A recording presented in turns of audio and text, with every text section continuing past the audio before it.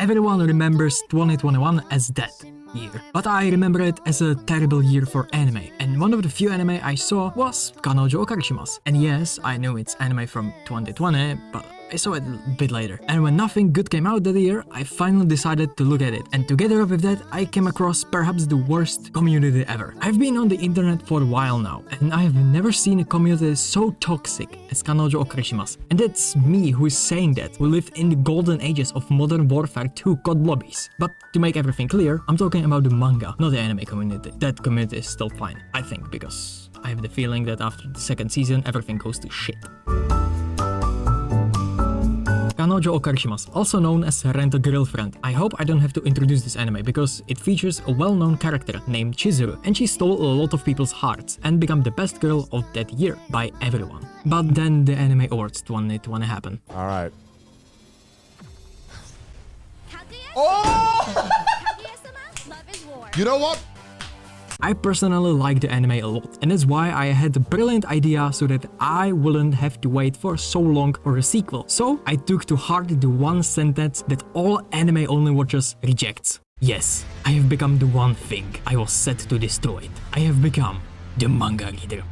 But do you know what is even worse than becoming the manga reader? Having terrible ideas. And what was this terrible, dreadful, awful, horrific, horrible, horrendous, atrocious, unspeakable bad idea? Read comments and reviews of something you have no idea about.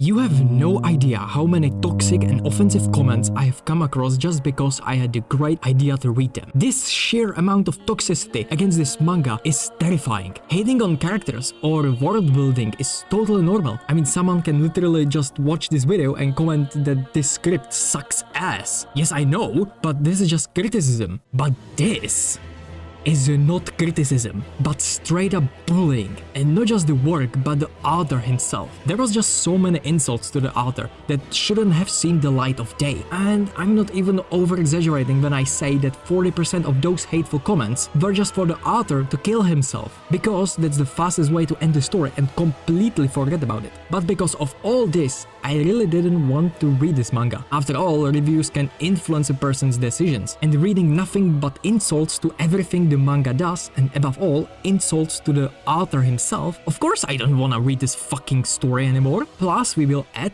108 chapters at a time, and I can mark off another manga that I won't finish for a long time. By the way, the fact that it only had 108 chapters was definitely something that actually put me off the manga, because at the time I didn't read much, and I wasn't in that phase when I have read all of One Piece, Berserk twice, and in a single week 6 parts of JoJo's Bizarre Adventure. So the number 180 was quite scary for me. And now comes another part when I got an absolute brilliant idea. And as you could already find out, my ideas are perhaps the best ideas that humankind could think of. Simply, instead of not reading it at all, what if I just scroll through the newly released chapters like an idiot, not reading a single dialogue and generally not having the slightest idea what the hell is going on there? Just like when you were little when you got your Spider-Man comics and you just scroll through the gorgeous pictures and avoided reading with all your mind. You didn't do that?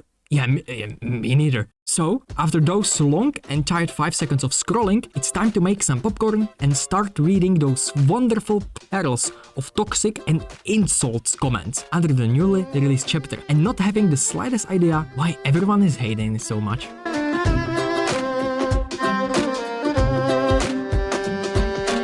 After a few months of amazing literature in the comment section, there was a slight trace of discussion regarding progress, and for a while it seemed that all the offensive comments had completely disappeared, which was most likely caused by the appearance of the most legendary page. And since I had nothing to do, I threw myself into this amazing story full of romance and make my own opinion about it. And after 4 days of reading, I finally got the answers to my questions. Was it actually such a giant shit as everyone wrote? No, not exactly. And I enjoyed it quite a bit, and to be honest, I kinda liked the part with the creation of the film, and in my opinion it was peak of the manga. But why does everyone hate it so much? Well, this was the only question I didn't have answer to. But this happened in February. Oh, and look at this! It's already fucking November. And this is the worst manga I have ever read. And I have read this abomination. Yes, this is really the name of the manga. So let's see what happened since February. I have read... that was a good one. 40 chapters and absolutely nothing happened in them. And you wish something would happen there. And when I look back on it, I realize that even then nothing happened in those 218 chapters. The whole story is stuck in time, in one place. We literally keep reading the first chapter over and over without a single character development. I'm sorry, actually there is a character development with the main character. For some reason, Chizuru connects Kazuya's head with a carrot while shopping for vegetables. And I wish this sentence was just a joke. It is not. At least I have an extra reason not to be a vegetarian. Oh yeah, and I almost forgot that Kazuya is becoming a bigger and bigger idiot that everyone hates. But that's about the only character development. And the whole story moves backwards rather than forwards. But to be clear, the story itself is not half bad. At first, I also thought it was a pretty good story.